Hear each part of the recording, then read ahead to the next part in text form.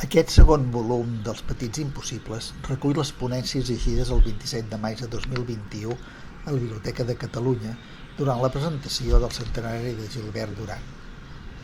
El llibre es va enquadernar en directe a la clausura performàtica de les jornades Gilbert Duran el 5 de novembre de 2021 a la Universitat de Barcelona.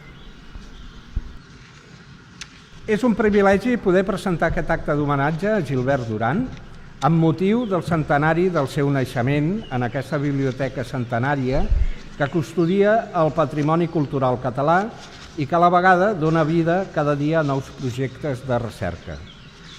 El mite és el fil conductor de la recerca durandiana, aplicat a l'anàlisi personal i social. Gilbert Digon va desenvolupar els mètodes de la mitocrítica, mitoanàlisi, mitodologia. Va aportar diversos mètodes per estudiar l'ésser humà, les societats i les cultures. A mesura que ens hem endinsat en la investigació fruit d'una curiositat i d'una intuïció, hem anat trobant uns fils que es relacionen i s'enllacen com l'ADN entre la cultura catalana i l'època d'Eugeni d'Ors amb l'obra pròpia i el llegat acadèmic deixat pel Gilbert Digon. Gilbert Duran es desmarca de tots els seus predecessors en integrar tota la psique dins de la funció simbòlica.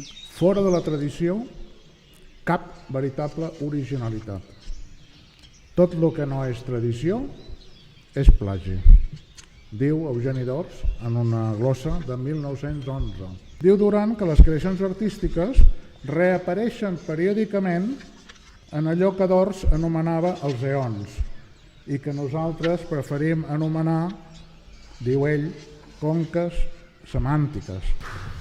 Bé, Gilbert Duran, Eugeni d'Ors i Portugal són tres noms que han coincidit i coincideixen en diversos escrits. Com tres peces dins un calidoscopi, són capaces de crear escenaris profunds. No voldria ara fer cap repàs exhaustiu de l'origen d'aquest trobament, només voldria apuntar uns llocs, unes dates, uns noms, com si fossin fites d'un sender no gaire fressat.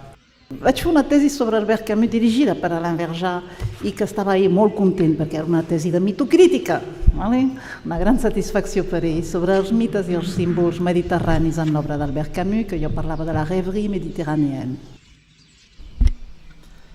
Aquesta col·lecció de llibres artesans és una iniciativa de Produccions Impossibles. Podeu trobar més informació de les nostres activitats a impossibles.cat.